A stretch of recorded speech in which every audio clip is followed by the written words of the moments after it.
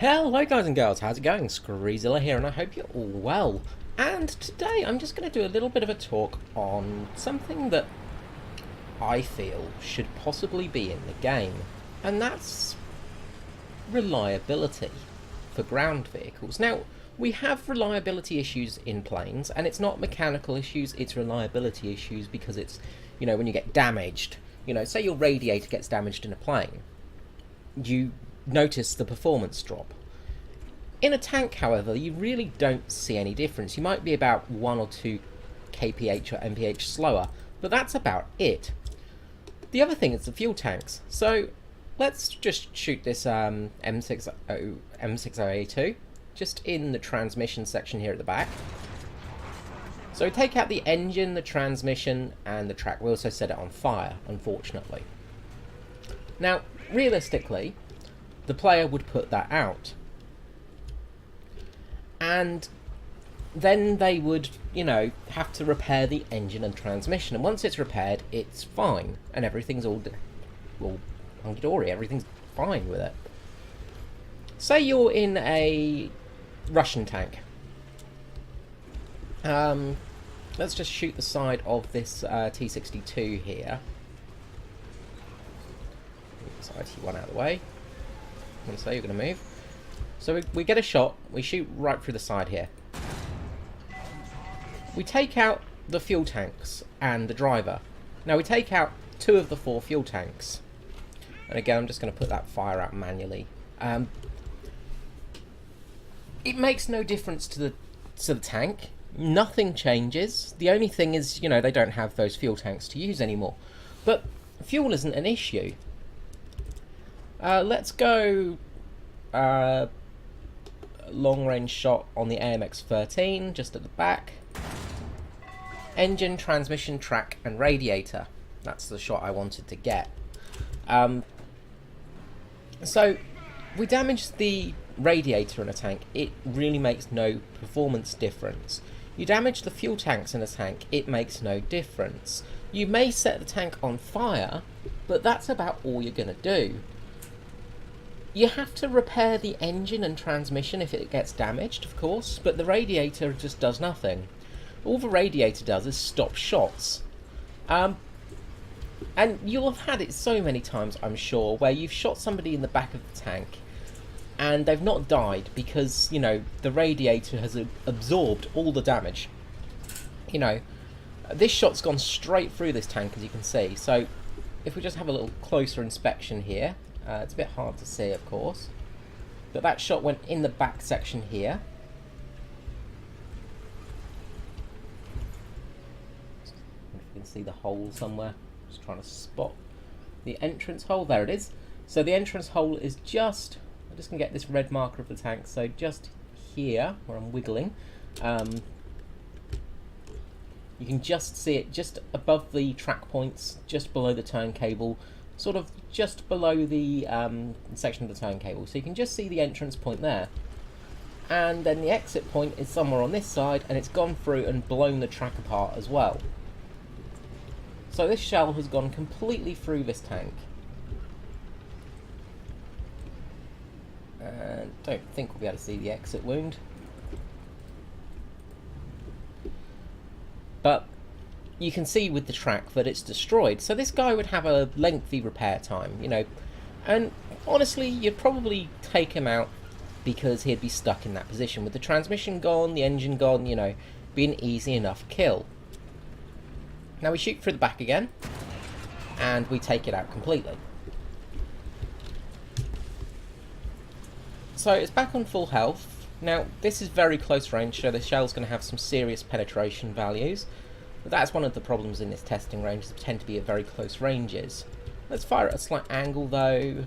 Let's fire about here, a little bit lower so we do hit the engine portion. There we go. So we hit the engine, the radiator, and we damage the fuel tanks. So in this situation, my proposal is when you've got a damaged fuel tank, if you don't repair it, it will leak. Now, tanks carry a lot of fuel. They carry an awful lot of fuel. If we look inside the Centurion here, there is some big old fuel tanks either side of the engine. and they carry an awful lot of fuel. You've also got your radio in there.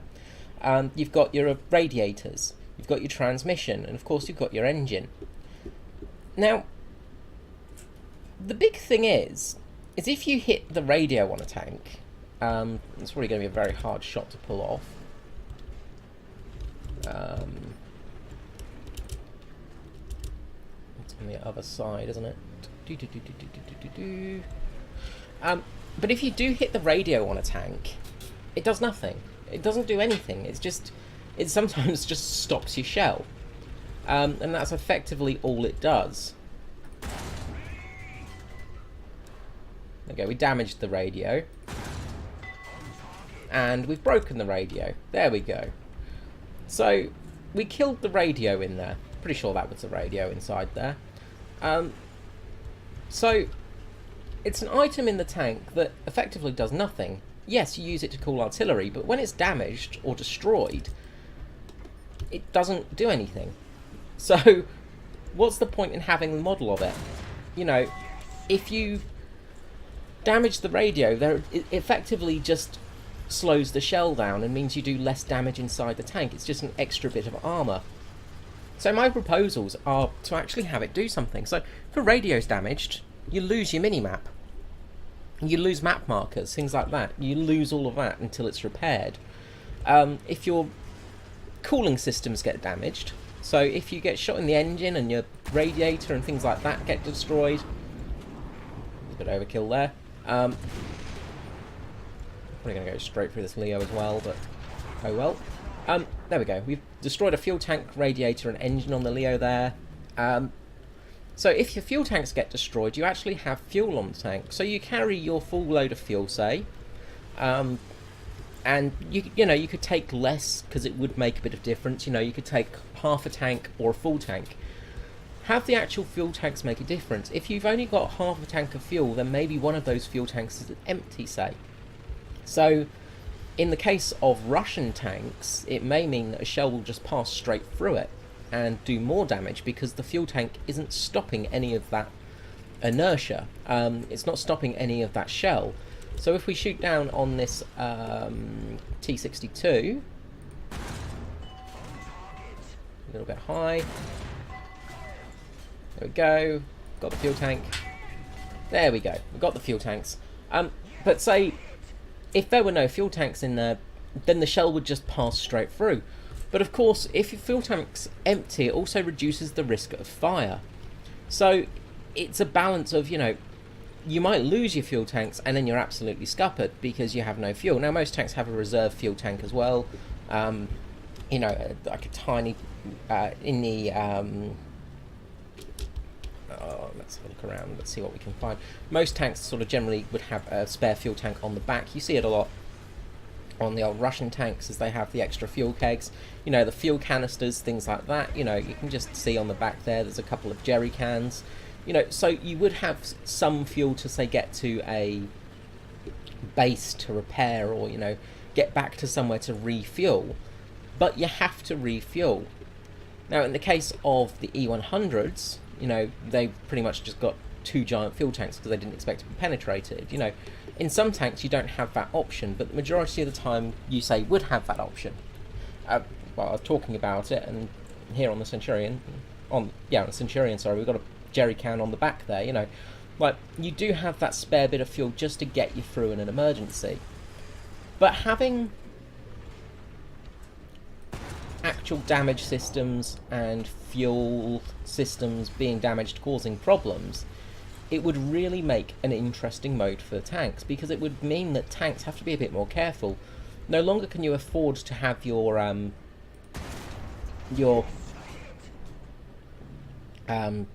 radiator exposed, because a lot of people will drive their tank backwards in the knowledge that they're probably not going to die, because if they get hit in the back of the tank, they'll survive. You know, you're more likely to survive a shot, because at the front of the tank, especially in British tanks, there's barely any armour. There's nothing that's going to stop anything, and you're just going to die pretty instantly.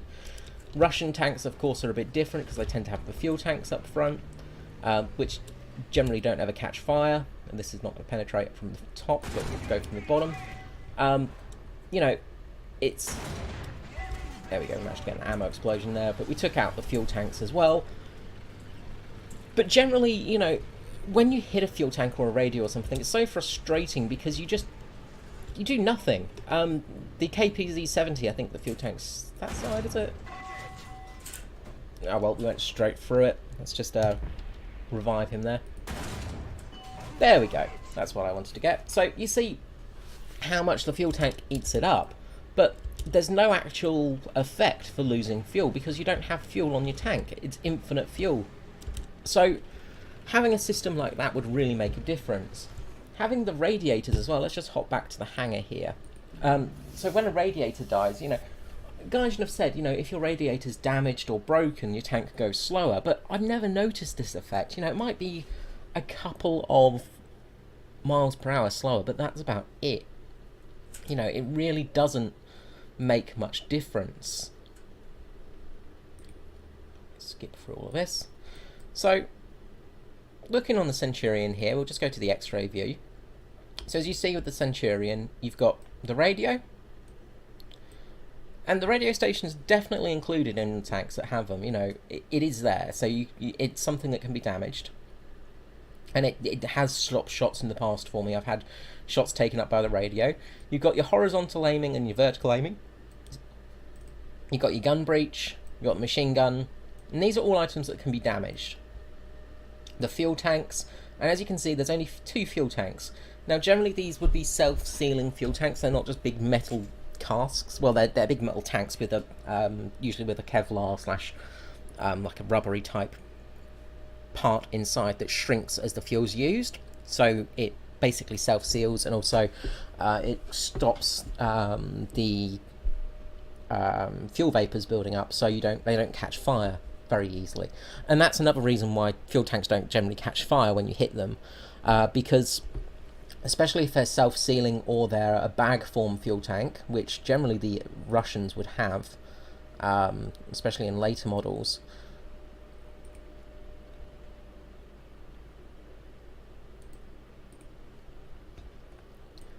You know, the actual fuel tank is sort of like a giant bag, basically. It's a sack that shrinks as you use up the fuel. There's usually a metal casing around it, just as I say, to keep it a bit safer. But once it's gone, the bag shrinks so there's no fuel vapor in there, which is the part that catches fire. Fuel is actually quite inflammable. Inflammable? Or flammable? When I'm doing the Dr. Nick thing here. But it's generally hard to set fuel on fire if it's in liquid form. You can actually chuck a match into liquid fuel. I wouldn't advise it, but you can actually put out a match in liquid fuel because it doesn't catch fire very easily in that respect. However, if the vapors are running off of it and mixing with the air, it will catch fire instantly. So, as I say, fuel is not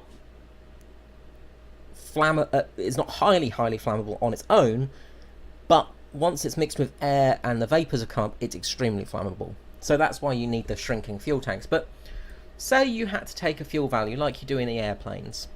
You can take full tank or half tank.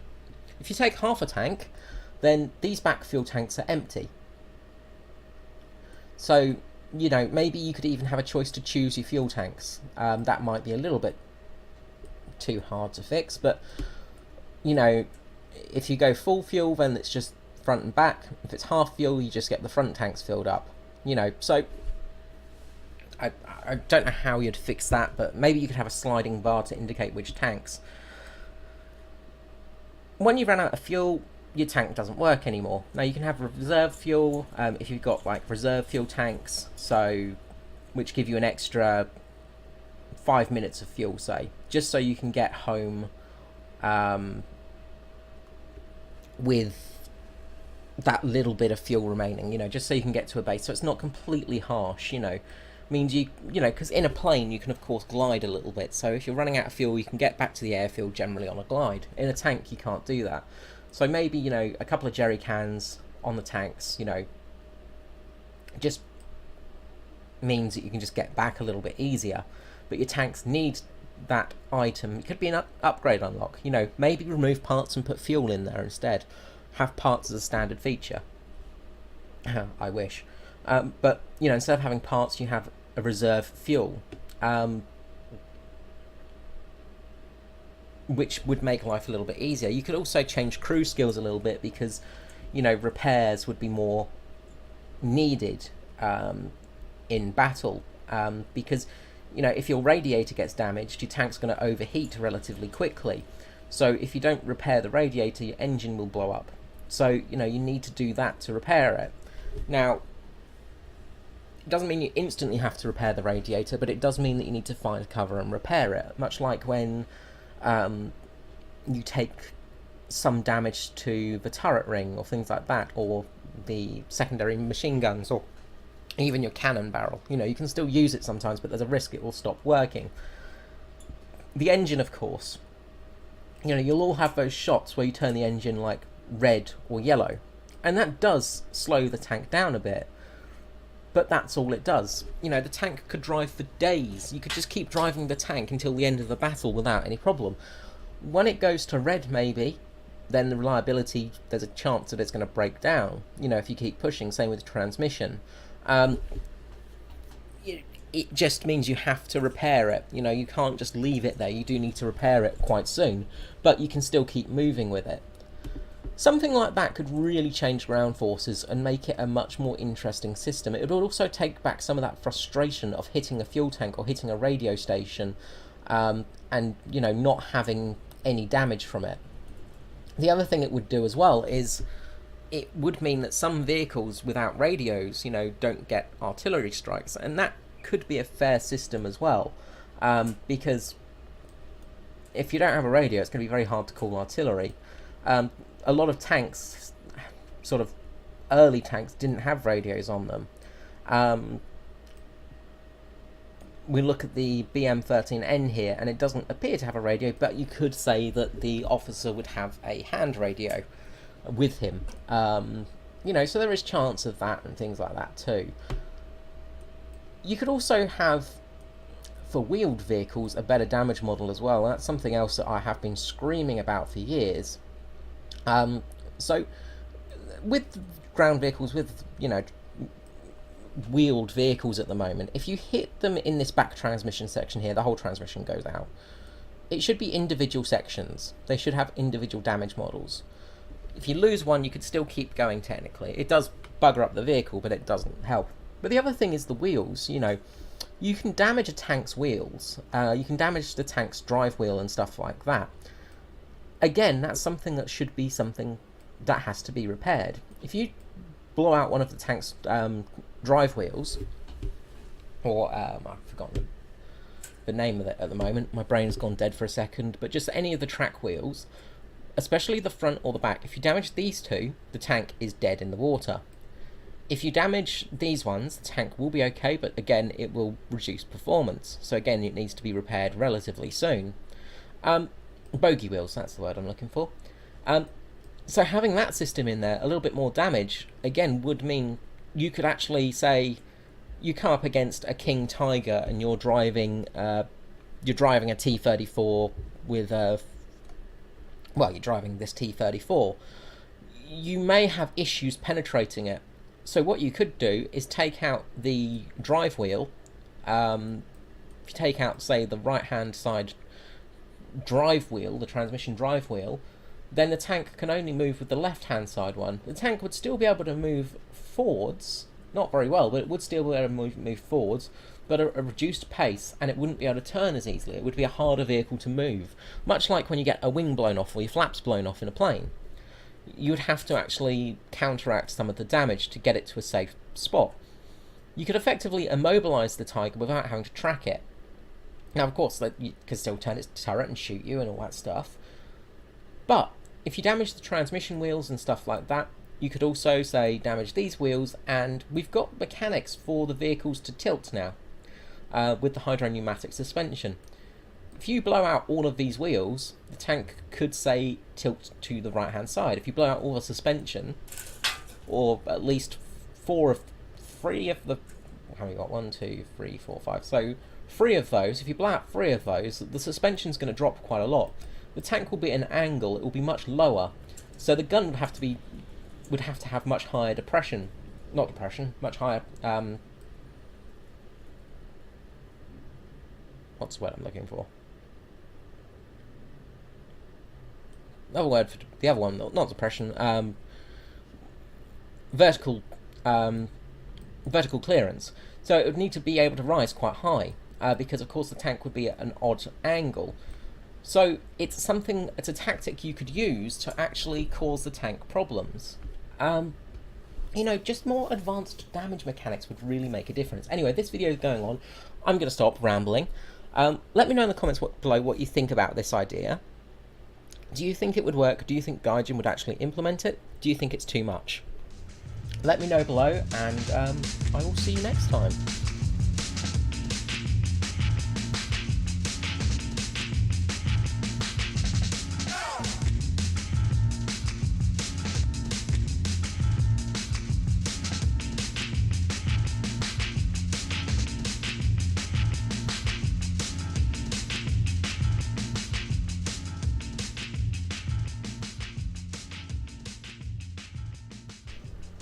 And just a bonus little bit of content here today.